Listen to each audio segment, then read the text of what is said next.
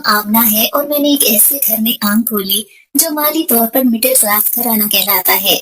हमारी बड़ी महदूद सी फैमिली थी और हम अपने माँ बाप के दो ही बच्चे थे। मुझसे बड़ा मेरा भाई था और मैं अपने भाई से तकरीबन 6 साल छोटी थी। हम एक बड़े शहर में रहते थे और हमारे घर के साथ ही मेरे चचा का भी घर था जो बे औलाद थे। हम दो घरों के अलावा हमारा आसपास और कोई भी रिश्तेदार नहीं था। ना ही जिंदगी भर हमारा कोई रिश्तेदार हमसे मिलने आया। जब मैं थोड़ी सी बड़ी हुई और होश संभाला तो मुझे मालूम हुआ कि हमारा इस दुनिया में और कोई भी नहीं है सिवाय मेरे मामा बाबा और मेरे चचा चच्ची के। हमें शुरू से ही यही बताया गया कि मेरे दादा दादी और नानी फौत हो चुके हैं। मेरे दादा दादी के मेरे अब्बू और चचा के अलावा और कोई औलाद नहीं थी, जबकि मेरी अम्मी भी अपने माँ बाप की इकलौती बेटी थी। फिर भी हम कभी कभी हैरान हुआ करते थे, या फिर हमारा कोई तो होगा, लेकिन हमें हमारे माँ बाप ने इस बारे में कभी भी कुछ नहीं बताया।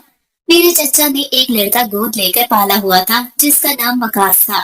मैं बचपन से ही खास से खूबसूरत थी और मेरा कद काठ भी हम दोनों की फैमिलीज में सबसे अच्छा था। लड़की होने के नाते इतना कद काठ मुनासिब नहीं समझा जाता, लेकिन मेरा कद काफी अच्छा था और मैं वकास और भाई से कद के मामले में थोड़ी सी ही छोटी थी। मेरे हुस्न को देखकर अम्मी कई बार कहा करती थी कि अल्लाह मेरी बेटी के नसीब उसके हुस्न की तरह ही खूबसूरत रखे। मेरे अब्बा का एक बड़ा जनरल स्टोर था जो बहुत अच्छा चलता था, जिसकी वजह से हमारे माली हालात काफी बेहतर थे। मेरे चचा भी मेरे अब्बा के साथ ही काम किया करते थे। मैं 8वीं क्लास में थी जब मेरे चचा और चची का एक रोड एक्सीडेंट में इंतकाल हो गया और यूं वकास अकेला रह गया।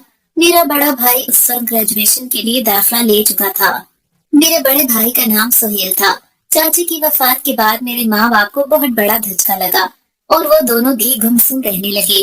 वकास अब हमारे साथ ही रहता था। वो मुझसे काफी बड़ा था, बल्कि वो मेरे भाई से भी 1 साल बड़ा ही था और उसकी ग्रेजुएशन भी मुकम्मल होने वाली थी। क्योंकि हम दो ही फैमिलीज एक साथ रहा करती थी, तो शुरू से ही मेरी वकास के साथ खासी बेतकल्लुफी थी और मैं उसे अपने कजन की तरह ही ट्रीट करती थी। वो भी मुझे ऐसे ही ट्रीट करता था। हमें घरों में शुरू से ही एक दूसरे को कजन कहकर ही बुलाने की आदत थी।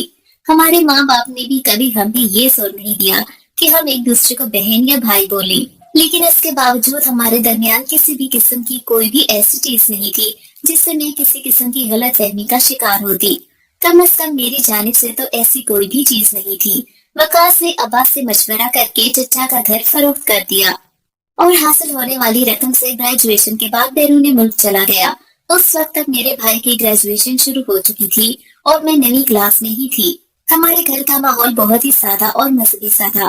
कम बच्चे होने की वजह से हमारे घर में कभी भी किसी भी तरह की माली तंगी नहीं थी। भाई पढ़ाई के साथ साथ अब अब्बा के साथ जनरल स्टोर पे बैठने लगा था ताकि जनरल स्टोर का काम मुकम्मल तौर पर सीख सके। भाई का इरादा इसी तरह स्टोर को संभालने का था और उसने ग्रेजुएशन करते हुए ही कह दिया था कि वो आगे मजीद नहीं पढ़ेगा। अब्बा ने भी उससे कुछ नहीं कहा। दो फैमिलीज में से अब एक फैमिली ही तो बाकी रह गई थी और हमारे घर की जो थोड़ी बहुत रौनक थी वो भी खत्म हो चुकी थी। जिंदगी इसी तरह से चल रही थी कि एक दिन अचानक अम्मी को हार्ट अटैक हुआ और वो हॉस्पिटल में दाखिल हो गई। ये सदमा भी हमारे घर के लिए बहुत बड़ा था। अम्मी की जान तो बच गई, लेकिन हमारा घर इससे बुरी तरह से मुतासिर हुआ। मैं पढ़ाई के साथ साथ घर के काम भी संभालने लगी थी। इससे पहले अम्मी मुझे घर का कोई काम नहीं करने देती थी और मैं वाकई किसी शहजादी की तरह ही रहा करती थी। अब्बा भी मुझसे बहुत प्यार करते थे। अब अम्मी के बीमार होने की वजह से घर की जिम्मेदारी मुझ पे आ गई थी। डॉक्टर्स के मुताबिक अम्मी को शदीद डिप्रेशन की वजह से हार्ट अटैक हुआ था। मैं कभी कभी सोचा करती थी कि इस डिप्रेशन की क्या वजह है। हम तीनों सलामत मौजूद हैं, चचा और चची के जाने का हम अम्मी पे इतना हावी कैसे हो सकता है।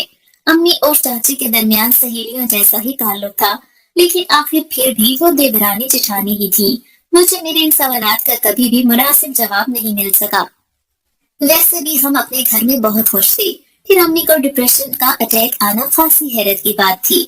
हमारे घर में शुरू से ही किसी और का आना जाना नहीं था और अब्बा के भी चंद ही दोस्त थे जिनसे वो बाहर ही मिल लिया करते थे। हम दोनों बहन भाइयों पे भी ये पाबंदी थी, बल्कि ये पाबंदी चचा और चाची ने वकास पे भी लगा रखी थी कि अपने किसी दोस्त या सहेली को घर लेकर नहीं आना है। हम तीनों बच्चे ही इस पाबंदी से तंग हुआ करते थे, लेकिन हमारे प्यार करने वाले माँ बाप इस मामले में खासे सख्त हो जाते थे। जिंदगी यूं ही चल रही थी। अम्मी की बीमारी अब शिद्दत इख्तियार करती जा रही थी और वह ज्यादातर डिप्रेशन की अद्वियात के सीधे असर रहा करती थी। उस वक्त तक मेरा मैट्रिक मुकम्मल हो चुका था और मैं अब इंटर में दाखिला ले रही थी। भाई अब मुस्तकिल दुकान पे बैठता था। एक लिहाज से अब्बा ने पूरी दुकान ही भाई के हवाले कर दी थी और अब ज्यादातर घर में ही रहा करते थे और अम्मी की देखभाल किया करते थे। सब कुछ इसी तरह चल रहा था कि हमारी जिंदगियों में एक और कयामत बर्पा हो गई। मेरा इंटर का दूसरा साल चल रहा था और भाई अब स्टोर पे अच्छी तरह सेट हो चुका था। भाई बड़ा ही कम गो आदमी था और वो घर के मामलात में कुछ खासी दिलचस्पी नहीं लिया करता था। वो खासी संजीदा और खुश तबीयत का मालिक था। उसके दिल में क्या चल रहा है किसी को कभी मालूम नहीं होता था। एक दिन अब्बा अम्मी को अपने साथ लेकर हॉस्पिटल चेकअप के लिए गए तो रास्ते में ही अम्मी को एक बार फिर से शदीद हार्ट अटैक आया। ये तो शुक्र है कि वो हॉस्पिटल के बिल्कुल सामने ही थे।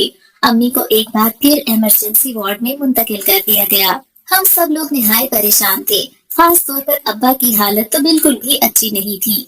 अम्मी और अब्बू के दरमियान बेपनाह मोहब्बत थी जो हम बचपन से ही देखते चले आ रहे थे। हमारी तमाम दुआओं और ख्वाहिशात के बरक्स दूसरे हार्ट अटैक में अम्मी अल्लाह को प्यारी हो गई और हमारा घर एक बार फिर से मातम कदा बन गया। अब्बू पे तो अम्मी की वफात का इस कदर शदीद असर हुआ कि वो अम्मी की वफात की खबर सुनने के बाद से ही मुसलसल सख्ती की सी हालत में थे। वो ना तो रोए थे और ना ही किसी बात का जवाब दे रहे थे। खाली खाली नजरों से ही हर एक को देख रहे थे। मिलने जुलने वाले आते और उन्हें तसल्ली देते, लेकिन ना तो वो कभी किसी के गले से मिलकर रोए और ना ही वो कोई बात करते थे।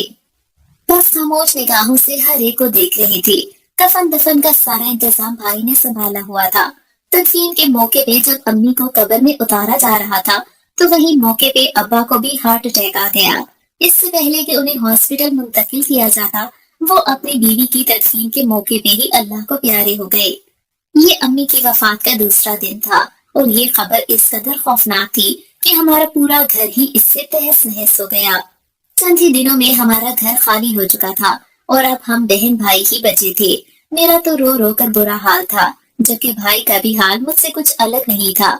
वकास जो इस वक्त जर्मनी में मौजूद था, वो किसी ऐसी जगह पे था जहाँ पे इससे राब्ता नहीं हो पा रहा था। उसका नंबर भी अब्बा के पास ही था और उसकी ज्यादातर बात भी अब्बा से ही हुआ करती थी। हमें तो ये भी मालूम नहीं था कि अब्बा ने उसे अम्मी की वफात की खबर भी दी या नहीं। उस वक्त तो हमें अपने लाले पड़े हुए थे। अम्मी की तदफीन के दूसरे दिन ही अब्बा की तदफीन हुई और अब हमारा छोटा सा खुशहाल घराना एक कब्रिस्तान की शक्ल इख्तियार कर चुका था। चंद दिन मोहल्ले वाले ही मिलने जुलने के लिए आते रहे और उसके बाद सभी अपनी अपनी जिंदगी में मगन हो गए। हमारा वकास से भी दोबारा कोई राब्ता नहीं हुआ और हम नहीं जानते थे कि वो कहाँ और किस हाल में है। न ही उसने हमसे राब्ता करने की कोशिश की। अब्बा का फोन हमने अच्छी तरह खंगाल डाला, लेकिन हमें इसमें वकास का कोई नंबर नहीं मिला। जाने क्या बात थी कि हमारा दिल इससे मुतमईन नहीं हो रहा था। अपने सदमात के जेरे असर हमने इस बात को ज्यादा अहमियत नहीं दी और चंद दिन में भूल भाल गए। भाई ने भी दोबारा से जनरल स्टोर पे जाना शुरू कर दिया था और मैं हर वक्त ही गुमसुम रहा करती थी। आखिर भाई के समझाने पे मैंने दोबारा से कॉलेज शुरू कर दिया, लेकिन अब जिंदगी से मेरा जी उचाट हो चुका था। वकास को बाहर गए 3 साल हो गए थे और हमारा घर अच्छा खासा दोबारा से जिंदगी में शामिल हो गया था कि तब ही भाई में कुछ तब्दीलियां आने लगी। घर में अब हम 2 बहन भाई थे जो एक दूसरे के दुख सुख का सहारा थे और अब भाई ही मेरे साथ में गुस्सा करने लगा था और मुझे बार बार पे गालियां देने लगा था। हमारे घर की तरबियत तो ऐसी बिल्कुल भी नहीं थी और हम घर में भी एक दूसरे को आप करके ही बात किया करते थे।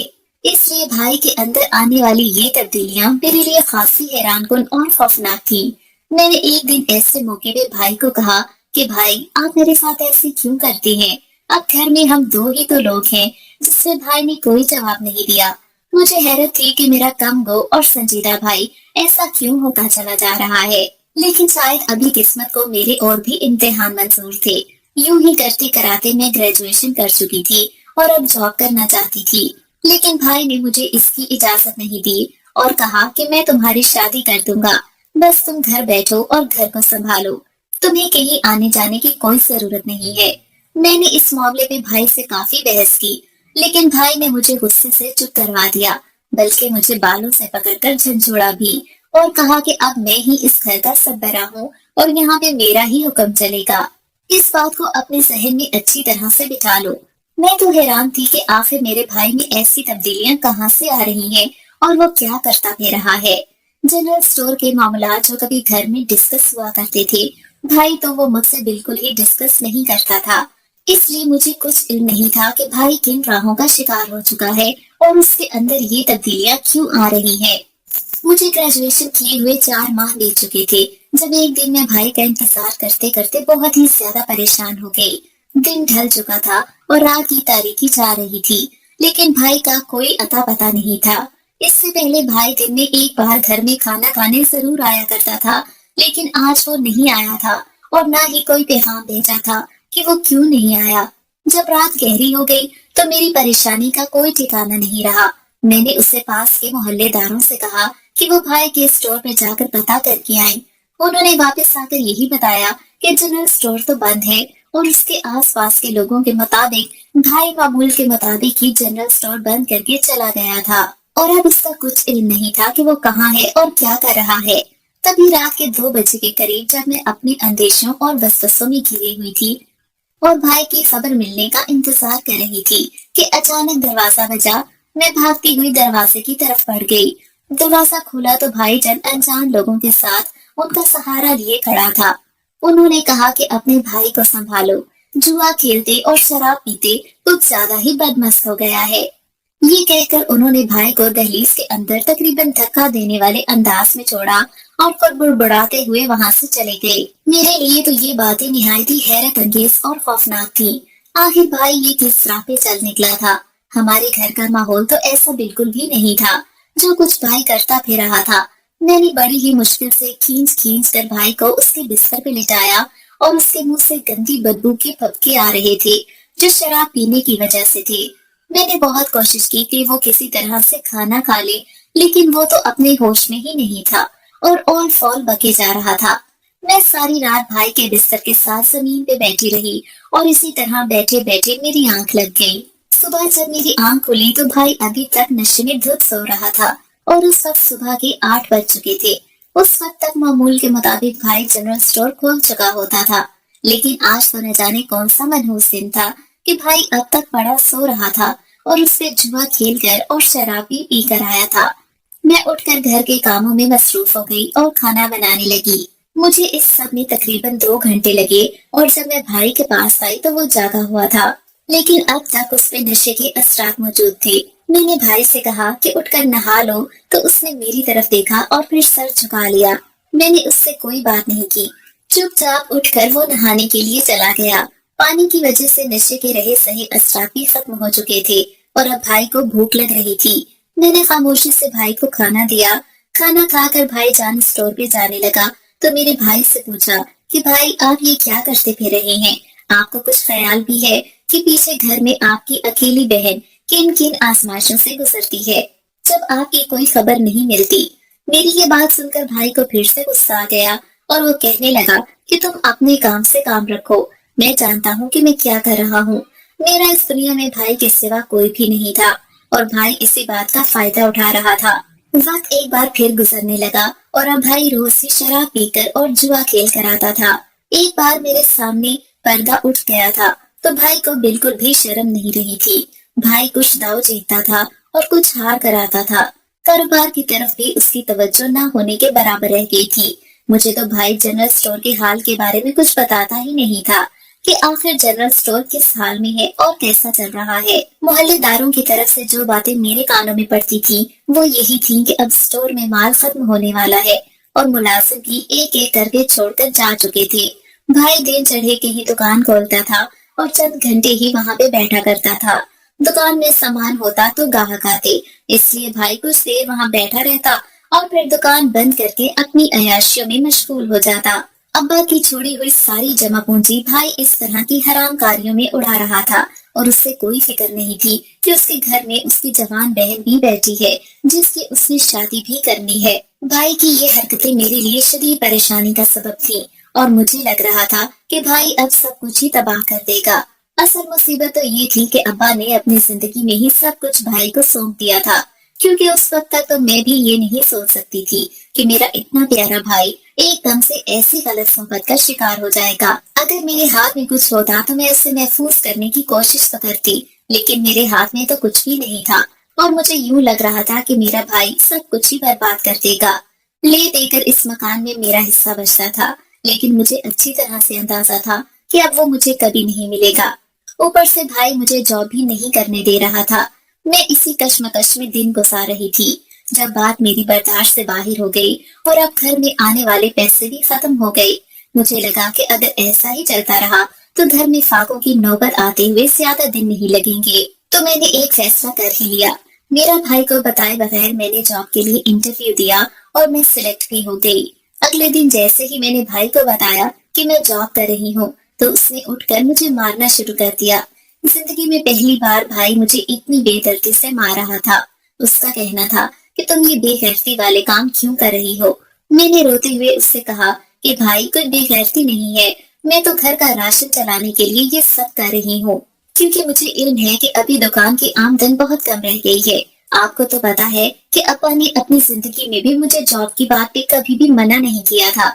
उससे भाई ने मुझे और मारा और कहने लगा कि अपा फौत हो चुके हैं और अब घर का सरबराह मैं हूँ, कोई जॉब करने की जरूरत नहीं है, सब मेरी जिम्मेदारी है, मैं जो कुछ भी कर रहा हूँ मुझे करने दो, मेरी बड़ी तुम नहीं हो, मैं तुम्हारा बड़ा हूँ, इसलिए जो कुछ भी मैं कहूँ तुम्हें उसी पे अमल करना है।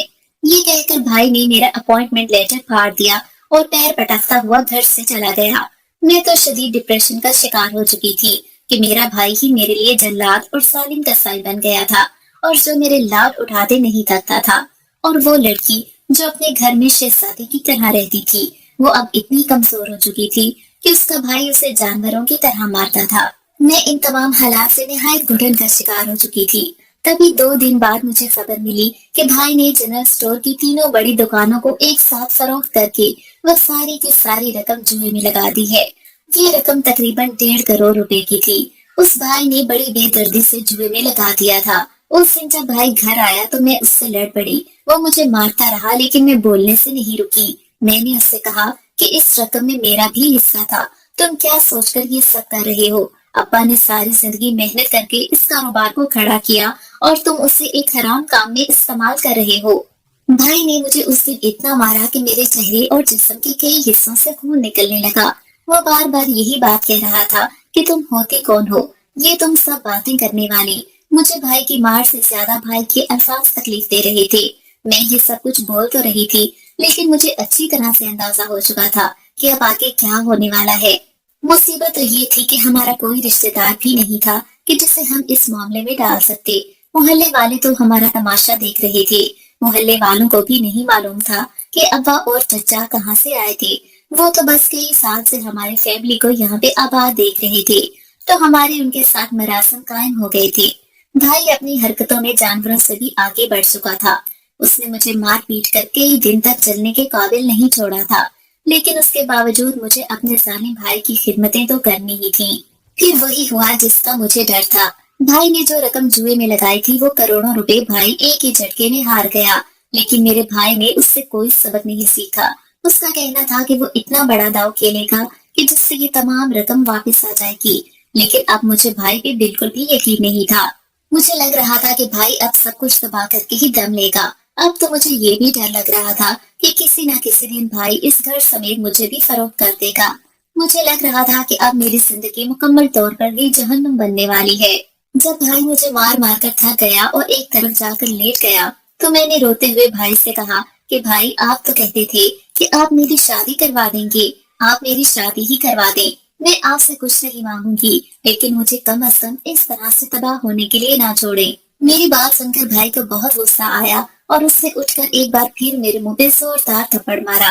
फिर भाई कहने लगा कि तुम्हें बहुत ज्यादा जल्दी है शादी करवाने की, तुम इंसान बनो और आराम से घर बैठी रहो। मुझे तुम्हारे लिए जो भी मुनासिब लगा वो तुम्हारे लिए कर दूंगा और तुम मुझ पे हुक्म चलाने की आदत से बाज आ जाओ। मैंने भाई से कहा कि मैं तुम पे हुक्म नहीं चलाती, मैं तो सिर्फ तुम्हें सीधे रास्ते पे आने का कह रही हूँ।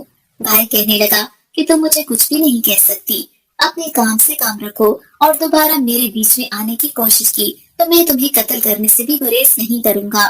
میں سب کچھ چھوڑ چکا ہوں، اور اب میں نے اپنا تمام کھویا ہوا پیسہ جوئے کے ذریعے سے ہی واپس حاصل کرنا ہے۔ میرے راستے میں جو بھی آیا میں اسے ختم کرنے سے نہیں ہچکچاؤں گا۔ بھائی کی یہ باتیں سن کر میں بے حد ڈر گئی اور سوچ لیا کہ میں خاموشی رہوں گی۔ جو اللہ نے چاہا وہ ہو کر تو رہے گا ہی، اس لیے اپنے آپ کو برباد کرنے کا کوئی فائدہ نہیں تھا۔ میں نے زندگی میں جتنی بھی آسائشیں اور نعمتیں دیکھی تھی، اب میں تو ان کا خراج ہی ادا کر رہی تھی۔ ایک طرح سے میں تو بھول ہی گئی تھی کہ میں نے اپنی زندگی میں کبھی کوئی سکھ بھی دیکھا ہوگا۔ بھائی تو اب ذرا ذرا سی بات پہ ہی بھڑک اٹھتا تھا۔ ایک بار مجھ پہ ہاتھ اٹھانے کے بعد اس کی یہ شرم بھی ختم ہو گئی تھی، اور ذرا ذرا سی بات پہ بھی وہ مجھے تھپڑ مارنے سے باز نہیں آتا تھا۔ کھانا پسند نہ آتا یا کپڑے ٹائم پہ استری نہ ہوتے یا اسی طرح کا کوئی کام ہوتا تو وہ میرے ساتھ یہی سلوک کرتا تھا۔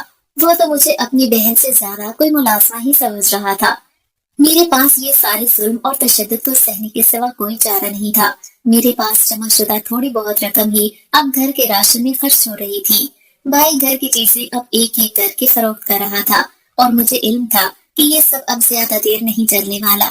بھائی جلدی ہی مکان بھی بیچ دے گا، اور مجھے اس وقت سے بے حد خوف آتا تھا کہ ہم لوگ بے گھر ہو کر آخر کہاں جائیں گے۔ لیکن یوں لگتا تھا کہ بھائی کو تو اس سب کی کوئی پرواہ نہیں ہے۔ وہ اندھا دھند جوئے کے جنون اور نشے کی لت میں مبتلا ہو چکا تھا، اور بے دریغ ہر چیز کو فروخت کر کے اپنے نشے اور جوئے کی لت کو پورا کر رہا تھا۔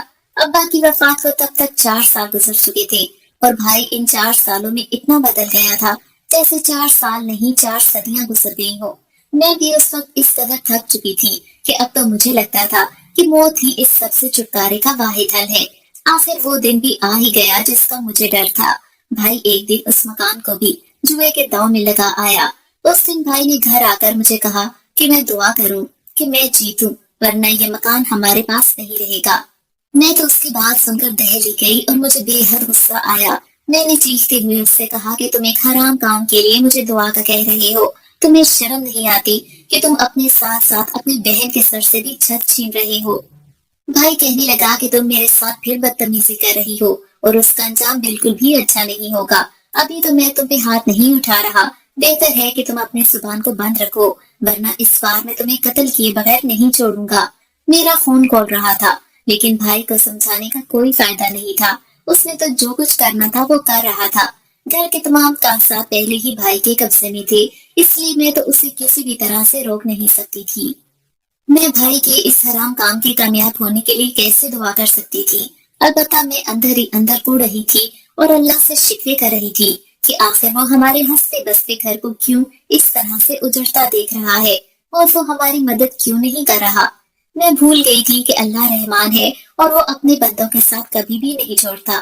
انسان ہونے کے ناطے میری برداشت بے حد کم ہو چکی تھی، اور مجھے تو اپنے سامنے صرف تباہی اور بربادی ہی نظر آ رہی تھی۔ میں نہیں سمجھ پا رہی تھی کہ اس قدر خراب اور غلط صورتحال میں خیر کا کوئی پہلو کیسے نکل سکتا ہے۔ اب تو مجھے یہ ڈر تھا کہ کہیں بھائی اس مکان کو بچانے کے لیے مجھے بھی نہ بیچ ڈالے۔ پھر بھی مجھے بھائی کی طرف سے یہ امید تھی کہ وہ کم از کم ایسی کوئی حرکت نہیں کرے گا۔ آخر میں اس کی بہن ہوں، اور اسی نے اپنی غیرت کے چکر میں مجھے جاب نہیں کرنے دی تھی۔ اگر اس کے خیالات ایسے ہی تھے تو کم از کم وہ میرا سودا نہیں کرے گا۔ میں نہیں جانتی تھی کہ آنے والے حالات میرے لیے کیسی کیسی مشکلیں لانے والے ہیں۔ میں تو بس اپنی عزت کے لیے پریشان تھی، جبکہ آنے والا وقت تو بہت ہی سخت ہونے والا تھا۔ کچھ ہی دن گزرے تھے کہ بھائی کو معلوم ہو گیا کہ اس نے جس داؤ پہ یہ مکان لگایا تھا وہ داؤ بھی بھائی ہار گیا ہے۔ بھائی کو مسلسل جوئے خانے کی طرف سے کال آ رہی تھی کہ جلد از جلد اپنا مکان ہمارے حوالے کر دو، ورنہ ہم تمہیں قتل کر دیں گے۔ ان تمام کال سے بھائی بہت زیادہ پریشان ہو رہا تھا۔ آخر تنگ آ کر بھائی نے مجھے کہا کہ میں یہاں سے جا رہا ہوں، اور جب حالات ٹھیک ہوں گے تب میں واپس آ جاؤں گا۔ میں نے بھائی سے کہا کہ تم مجھے کس کے سہارے چھوڑ کے جا رہے ہو؟ بھائی کہنے لگا کہ تمہیں وہ کچھ نہیں کہیں گے، ان سے مکان کی ہی بات ہوئی ہے۔ میں نے کہا کہ اگر وہ مجھے باہر نکال دیں گے تو میں کہاں جاؤں گی؟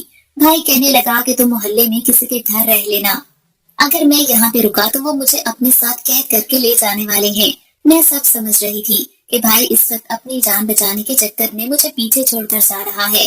میں نے بھائی سے کہا کہ بھائی مجھے ایسے چھوڑ کر مت جاؤ، خدا کا واسطہ ہے تم جہاں بھی جا رہے ہو مجھے اپنے ساتھ لے کر جاؤ۔ भाई कहने लगा कि नहीं, मैं तुम्हें साथ नहीं लेकर जा सकता, तुम यहीं पे रुको, जब हालात ठीक हो जाएंगे तो मैं तुम्हें आकर यहाँ से ले जाऊंगा। भाई अपनी बात पे अटल था और मुझे ये सोच सोच कर ये होल आ रहे थे कि आखिर भाई के जाने के बाद मैं अकेली कैसे इन गुंडों का सामना करूंगी। कहीं वो मुझे मकान के साथ साथ माली गनीमत समझकर मुझ पे ही ना चढ़ दौड़े। भाई इसी रात ही बिना बताए कि वो कहाँ जा रहा है घर से निकल गया। जाते हुए उसने अपना मुख्तसर सामान और चंद कपड़े ही लिए थे। उसके जाने के बाद मैं सोचती रह गई कि अब मैं क्या करूं और किससे मदद मांगूं। जुए खानों के गुंडे कैसे होते हैं उसके बारे में सभी जानते थे, इसलिए मुझे अपने मोहल्ले वालों की तरफ से कोई खुशफहमी नहीं थी कि कोई मेरी मदद करेगा। जो कुछ भी करना था मुझे अपने लिए खुद ही करना था। भाई इस नाजुक मौके पे मुझे छोड़कर न जाने कहाँ जा चुका था। मैंने अपना एक मुख्तसर सा बैग जिसमें मेरी तालीमी दस्तावेजात और चंद कपड़े थे वो तैयार कर लिया था। मैं जानती थी कि अब मैं घर से इसके अलावा कुछ नहीं लेकर जा सकती। मैं ये सोच रही थी कि शायद मैं यहाँ से किसी कॉलेज में पढ़ाने की नौकरी करूँ तो मुझे कोई न कोई जगह मिल ही जाएगी। अगला दिन इसी तरह डरते डरते गुजर गया, लेकिन घर के दरवाजे पे कोई भी नहीं आया। जब कोई नहीं आया तो मैंने अल्लाह का शुक्र अदा करके चंद घूंट पानी पिए और थोड़ा बहुत बचा हुआ खाना खा लिया। मैंने तो अपना सारा सामान जिसमें मेरा एक मुख्तसर सा बैग और खाने के चंद बर्तन थे यूं बांध कर रखा हुआ था कि जैसे अभी मोहल्ले से यहाँ कोई लेने का हुक्म आएगा और मैं निकल जाऊंगी। मैं ये भी सोच रही थी कि क्या पता अल्लाह उन गुंडों के दिल में रहम डाल दे और वो एक अकेली बेसहारा लड़की के सर से उसकी छत न छीने। अलबत्ता ये मेरी खाम ख्याली ही साबित हुई और अगले ही दिन तकरीबन 10 घंटे घर के दरवाजे पे आ पहुंचे। सुबह सुबह 10 बजे का वक्त था। सारे मोहल्ले वाले इकट्ठे हो चुके थे और दूर खड़े होकर तमाशा देख रहे थे। मैंने दरवाजा खोला तो वो कहने लगा कि लड़की तेरा भाई कहाँ है। मैंने उससे कहा कि मुझे नहीं मालूम, वो 2 दिन से घर नहीं आया। तो वो कहने लगा कि उसने ये मकान हमें दे दिया है, तुम यहाँ से सामान उठाओ और निकल जाओ। मैंने उन लोगों के सामने बहुत हाथ जोड़े और मिन्नतें की, लेकिन उन लोगों के दिलों में कोई रहम नहीं आया। मजबूरन मैं अपना वो एक बैग और खाने के चंद बर्तन उठाकर बाहर निकल आई और वो गुंडे घर के अंदर घुस गए। ये भी शुक्र था कि उन्होंने मेरी इज्जत पे हाथ डालने की कोशिश नहीं की थी। मैंने अपने जानने वाले मोहल्लेदारों से मदद की अपील की कि वो कुछ दिन के लिए मुझे अपने घर पर ठहरा लें, लेकिन एक अकेली बेसहारा लड़की को चंद दिन के लिए पनाह देने पे कोई भी आमादा नहीं हुआ। और सब गुंडों को देखकर डरे हुए थे और सोच रहे थे कि शायद मेरी मदद करने पे उन्हें भी किसी किस्म के नताइज का सामना करना पड़ सकता है। जब कोई भी मेरी मदद पे आमादा नहीं हुआ तो मैं शिकस्त खुर्दा कदमों से एक तरफ चल पड़ी। एक अकेली लड़की जिसके आगे पीछे कोई ना हो और वो भरे शहर में तन्हा हो, उसके ऊपर उस वक्त क्या गुजर रही होगी आप लोग अच्छी तरह से समझ सकते हैं। मैंने एक करीबी कॉलेज में जाकर इंटरव्यू दिया, उन्होंने मुझे रख लिया तो मैंने उनसे दरख्वास्त की कि मुझे कुछ दिन के लिए कॉलेज में ही ठहरने की जगह दे दें। मेरी बात सुनकर वो प्रिंसिपल अचानक चौंक पड़ा और कहने लगा, क्या मतलब, तुम्हारा कोई घर नहीं है? इस पे मैंने उसे अपनी पूरी कहानी सुनाई तो वो कहने लगा कि सॉरी, हम आपको जॉब नहीं दे सकते और ना ही रहने की कोई जगह दे सकते हैं। आपका तो कोई घर ही नहीं है, इसलिए हम आप पे किसी किस्म का कोई एतबार नहीं कर सकते। आप यहाँ से चली जाएं। ये सुनकर मेरी मायूसी में कई गुना इजाफा हो गया। दिन भर में मुख्तलिफ कॉलेजेस और स्कूलों में जाती रही, लेकिन जब भी उन्हें मालूम होता कि मेरे पास रहने का कोई ठिकाना नहीं है तो सभी मुझे बाहर निकलवा देते। यूं ही शाम हो गई और मैं इस वक्त अकेली एक मसरूफ शाहरा के किनारे खड़ी थी। दिन भर इधर उधर की ख्वारी की वजह से मेरे कपड़े बेहद मैले हो गए थे और उनके ऊपर गर्द की तही जमी हुई थी। मैंने अबाया ओढ़ रखा था और उस पे चादर से निकाब किया हुआ था। थक हार कर मैं सड़क के किनारे फुटपाथ पे बैठ गई और अपना सर अपने बाजुओं पे रख लिया। मैं सोच रही थी कि अब मैं क्या करूं और कहाँ जाऊं। मुझे तो किसी दारुल ईमान का भी मालूम नहीं था, वरना मैं वहां चली जाती। मुझे वहां पे बैठे हुए अभी थोड़ी ही देर हुई थी कि एक गुजरते हुए शख्स ने 100 रुपए का नोट मेरे बाजू पे रखा और कहने लगा कि बेटी दुआ करना। ये कहकर वो आगे बढ़ गया और मैं उसे जाते हुए देखती रह गई। मैं उठकर उसके पीछे जाना चाहती थी और उसे बताना चाहती थी कि मैं भिखारी नहीं हूँ, लेकिन भूख के मारे मुझसे उठा भी नहीं जा रहा था। ये 100 रुपए मेरे लिए गनीमत साबित हुए क्योंकि इस वक्त मेरे पास कोई पैसे नहीं थे। मैंने वहीं पे खड़े हुए एक झापड़ी फरोश से एक नान पे थोड़ी सी दाल लेकर सड़क के किनारे बैठकर खाना शुरू कर दी। खाते हुए मुसलसल मेरी आंखों से आंसू बह रहे थे। मैं वाकई बेकारन बन चुकी थी। उस रात मुझे मुख्तलिफ लोगों ने गुजरते हुए 10, 20 और 50 रुपए के कई नोट दिए और मेरे पास तकरीबन 500 रुपए इकट्ठे हो गए। अब मेरे पास पैसे तो थे, लेकिन मैं रात कहाँ गुजारती मुझे इसका कोई अंदाजा नहीं था। वो रात मैंने एक बड़े पुल के नीचे अंधेरे गोशे में मच्छरों और हशरातुल अर्श से लड़ते हुए गुजारी और अगले दिन फिर सड़क के किनारे बैठ गई। मैं मायूस हो चुकी थी और अब अमली तौर पे बेगारन बन गई थी। यूं ही वक्त गुजरता चला गया और मुझे भीख मांगते और सड़कों पे सोते तकरीबन 4 माह गुजर गए। एक रात मैं जब अपनी भीख इकट्ठी करके पुल के उसी गोशे की तरफ जा रही थी तो चंद लड़के मेरे पीछे लग गए। इस वक्त तक कसरत इस्तेमाल की वजह से मेरे कपड़े जगह जगह से फट चुके थे और मेरे पास मौजूद 3-4 जोड़ों में से कोई भी सलामत नहीं रहा था। मेरा अबाया तो किसी रात कोई कुत्ता ही खींच कर ले गया था, इसलिए अब मैं बगैर अबाया के ही बैठा करती थी। मैं अच्छी खासी खुश शक्ल और हसीन थी, लेकिन चेहरे पे मैल और गर्द की तहों ने मेरा हुस्न छुपा लिया था। फिर भी एक अकेली राह चलती बेकारन जो इतनी हसीन हो, उसे देखकर आखिरकार हवस के ये शिकारी मेरे पीछे लग ही गए थे। जब मुझे इस बात का अंदाजा हुआ तो मैंने वहां से दौड़ लगा दी और वो लड़के भी मेरे पीछे ही दौड़ पड़े। मैं गलियों में घुस गई। ये अमीरों का इलाका था जहाँ बड़े बड़े घर बने हुए थे। मैं देख रही थी कि किसी घर का दरवाजा मुझे खुला नजर आ जाए तो मैं वहां घुसकर मदद की अपील करूं, लेकिन सभी दरवाजे बंद थे। मुझे एक गेट थोड़ा सा खुला हुआ दिखाई दिया तो मैं उसमें घुस गई और अंदर से बाहर आते हुए गार्ड से टकरा गई। मैंने उसके सामने हाथ जोड़कर अपील की कि वो कुछ देर के लिए मुझे पनाह दे दे। मेरे पीछे कुछ लड़के लगे हुए हैं। मैं शक्ल से ही बेकारन लग रही थी। पहले तो उसने मुझे धुतकारना चाहा, लेकिन एकदम रुक गया और बड़े गौर से मुझे देखते हुए पहचानने की कोशिश करने लगा। फिर उसने मुझे अचानक बाजू से पकड़ा और घसीटते हुए अंदर ले जाने लगा। मैं चीख रही थी और उसे छोड़ने का कह रही थी, लेकिन अंदर लाकर मुझे कमरे में बिठाकर वो गार्ड कहने लगा कि खामोशी से यहाँ बैठो वरना अच्छा नहीं होगा। ये कहकर वो दरवाजा बंद करके चला गया। उसके जाने के बाद मैंने गौर किया तो देखा कि कमरे की दीवारों पे जगह जगह मेरी तस्वीरें लगी हुई थी, जिन्हें देखकर मैं हैरान हो गई। तभी कमरे का दरवाजा खोला और गार्ड ने किसी को कहा कि देखिए सर, ये है वो लड़की। ये सुनकर मैं उछलकर खड़ी हो गई। मुझे लगा कि शायद मैं फिर हवस के शिकारियों में फंस गई हूँ। तभी मेरी नजर अंदर आने वाले पे पड़ी। वो कोई और नहीं बल्कि वकास था। उसे देखकर मैं खुशी से बेकाबू हो गई और रोने लगी। वो भी मुझे पहचान गया था और हैरत और अफसोस भरी नजरों से मेरी तरफ देख रहा था। जब जज्बात का तूफान थमा तो मुझे वकास ने बताया कि वो 3 महीने पहले ही वापस आया है। उसने मुझे ढूंढने की बहुत कोशिश की और मोहल्लेदारों ने जो कुछ बताया उससे सुनकर वो बेहद शर्मिंदा और हैरत ज़दा हुआ। उससे तो मेरे माँ बाप के इंतकाल की खबर भी नहीं थी। वकास के बकौल वो मुझसे बेहद मोहब्बत करता था और वो बाहर इसीलिए गया था कि अच्छी तरह सेटल होकर अपने ताया से मेरा रिश्ता मांग सके। मेरे लिए तो ये बहुत ही बड़ी गनीमत थी। मैं 4 माह तक सड़कों पे सवार होती रही थी और आखिर अल्लाह ने मुझे अपना घर दे ही दिया था। मैंने वकास के साथ शादी कर ली और अब मैं उसके साथ खुश हूँ। आज 5 साल गुजर चुके हैं और मुझे मेरे भाई की दोबारा कोई खबर नहीं मिली। मैं आज भी रातों को रोकर अपने भाई की सलामती के लिए दुआएं करती हूँ कि वो मुझे कहीं मिल जाए।